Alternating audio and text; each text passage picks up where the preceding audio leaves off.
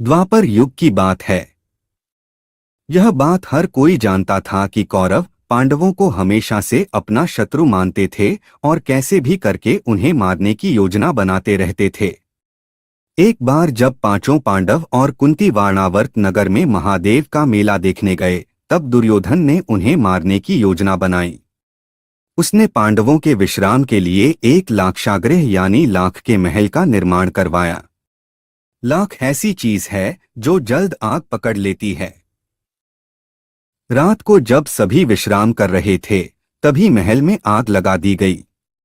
पांडवों को इस बात का पता पहले से ही चल गया था, इसलिए उन्होंने महल के अंदर सुरंग बना दी थी और वो सभी उस सुरंग के रास्ते सुरक्षित बाहर निकल गए।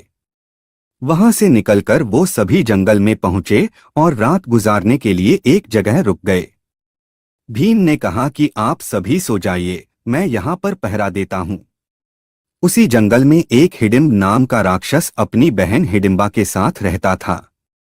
वह इंसानों को खाकर अपनी भूख मिटाता था। उस रात राक्षस ने अपनी बहन हिडिंबा को कहा कि उसे भूख लग रही है, वह किसी इंसान को पकड़ कर लेकर आए।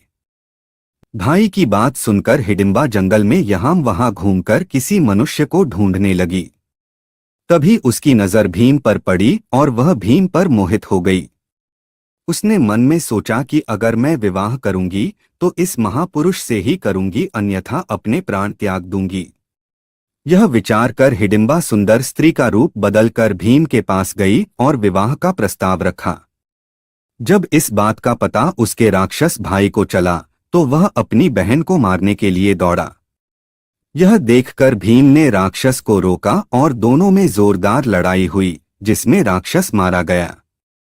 शोर सुनकर कुंती और चारों भाई भी नींद से जाग गए। हिडिंबा ने फिर से भीम को विवाह करने का प्रस्ताव दिया, जिसे भीम ने ठुकरा दिया, लेकिन माता कुंती के समझाने पर हाँ कर दी। भीम और हिडिंबा का गंधर्व विवाह जंगल में संपन्न हुआ और कुछ समय बाद उनके घर एक पुत्र का जन्म हुआ। उसका नाम घटोत्कच रखा गया।